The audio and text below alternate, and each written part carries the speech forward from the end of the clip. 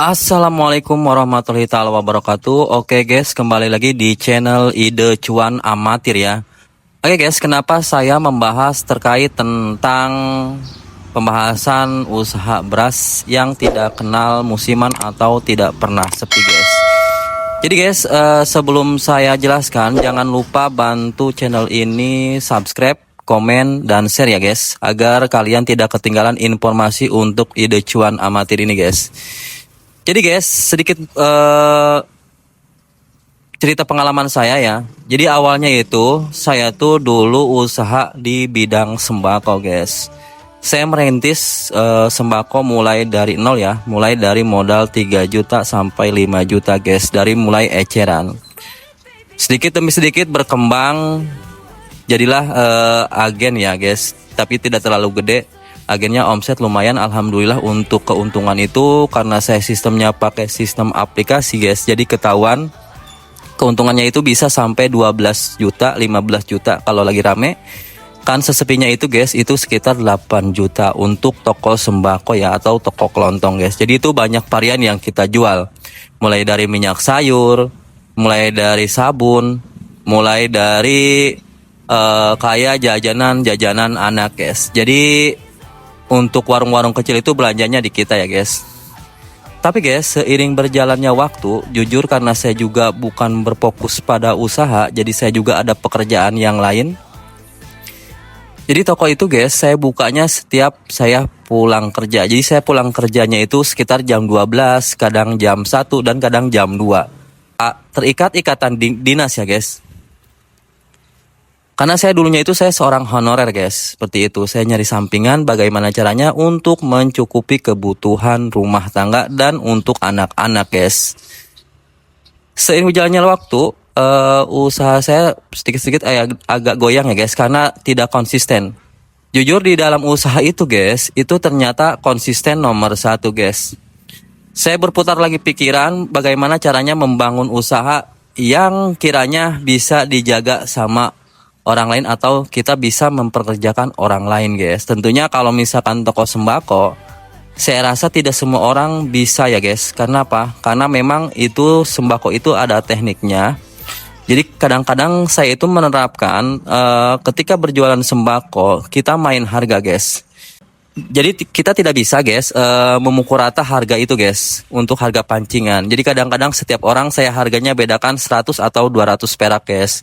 Itu untuk menggait pelanggan ya. Karena kenapa? Kalau di toko sembako itu guys, kalau misalkan perbedaan 100 atau 200 perak itu sangat ngaruh banget guys, karena dia itu belanjanya banyak banget guys. Kalau misalkan dia belinya 10 jenis, kita bedakan 200 perak atau 300 perak guys, itu sudah 3.000 guys. Itu baru 10 jenis guys ya. Belum lagi barang-barang yang lain. Oke guys, kita lanjut ke inti ya. Jadi saya berputar lagi bagaimana caranya saya membangun usaha lagi. Ya, saya terpikir di usaha beras. Nah ini guys, kita mulai ke inti ya. Nah, saya sudah mulai usaha beras ini kurang lebih sekitar hampir ke 3 tahun ya guys. Oke guys, kita tidak usah untuk usaha beras itu, kita tidak usah langsung modal besar guys. Kita cukup eceran dulu guys. Dan jangan jadi alasan kalau misalkan, Kak saya tempatnya nggak ada, Kak saya rukonya nggak ada. Itu bukan alasan ya guys untuk usaha itu. Kita bisa mulai dari nol ya guys. Yang penting konsisten dulu. Urusan berhasil atau tidaknya kita serahkan ya, karena kita kewajibannya hanya ikhtiar aja guys. Misalkan guys, kalian beli dulu beras yang memang kiranya kalau misalkan modal kalian minim atau modal di bawah 2 juta, minimal kalian beli 2 karung ya guys, karena sekarung itu bervariasi untuk beras guys. Karena beras itu ditentukan dari harga padi yang dibeli oleh penggiling pabrik guys. Itu ya. Misalkan harga beras guys 650.000 ya. Kita bahas yang paling murah dulu. Oke. Jadi 650.000 guys. Misalkan harga 1 karung, itu kan kalau untuk liter, kalau berasnya enggak bubuk atau berasnya bagus, itu bisa sampai 64 liter ya guys. Oke, kita bagi Nah, untuk modalnya guys, yang beras 650.000 itu modalnya 10.156 perak. Taruhlah guys, kalau misalkan beli yang literan itu kan kita ngeluarin plastik ya, modal plastik. Plastik itu kan sekarang lagi naik harganya. Kisaran kita misalkan 400 atau 300 perak guys. Taruhlah sama modal plastik itu jadi 10.500 guys. 10.500 untuk kita jual per liter ya guys. Nah, sekarang 10.500 per liter kali 64 liter. Jadi modal kita sama plastik itu 672.000 guys. Kalau misalkan per karung 650.000. Nah guys, kita sebelum jual kita harus survei dulu guys.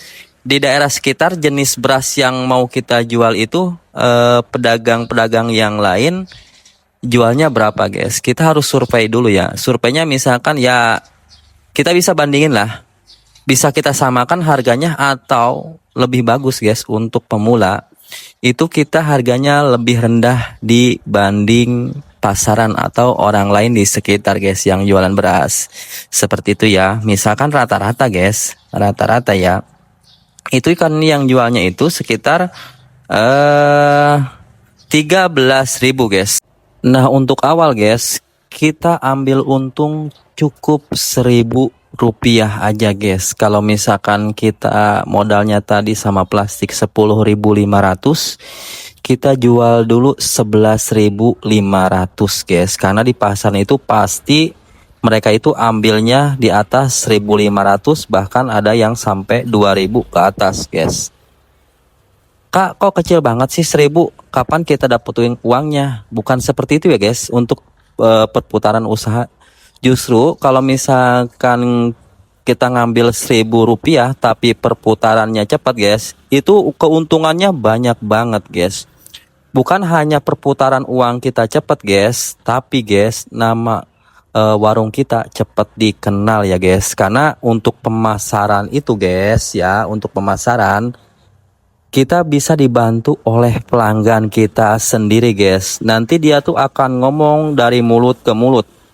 Misalkan ke tetangga atau ke saudaranya guys. Nanti dia yang akan memasarkan warung kita itu guys. Selain kita juga ya kita pasarkan juga. Sekarang sudah lebih gampang lah ya.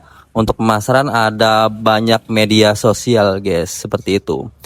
Nah guys, untuk pertama jangan kaget kalau misalkan untuk omset kita itu guys, untuk omset ya tidak terlalu besar karena kita ngambilnya ya cuman 1.000 perak kan. Kalau misalkan kita laku 1 karung aja guys, itu kan baru 64.000 ya.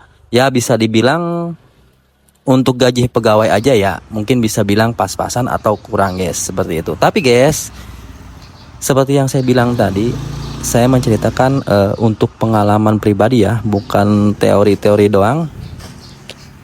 Ya sering berjalannya waktu ya namanya usaha, nanti kita ketahuan nih kelemahan kita di mana. Nah kita koreksi guys, jadi seperti itu. Oke guys, jadi di channel Ide Cuan ini guys, saya tidak hanya membahas tentang ide bisnis dari usaha beras ya guys. Karena saya juga usaha di media sosial guys. Jadi seperti di TikTok saya affiliate. Terus saya juga ada produk digital. Bagaimana cara membuat konten AI untuk affiliate guys. Itu lumayan lah guys buat uang jajan sampingan sambil kita daripada scroll TikTok doang tidak menghasilkan, kita pakai affiliate. Itu ya guys. Oke guys, terima kasih sudah nonton video ini sampai selesai. Jangan lupa bantu subscribe, komen, dan share ya guys untuk info-info berikutnya guys, agar kalian tidak ketinggalan info-info ide cuan amatir berikutnya ya guys.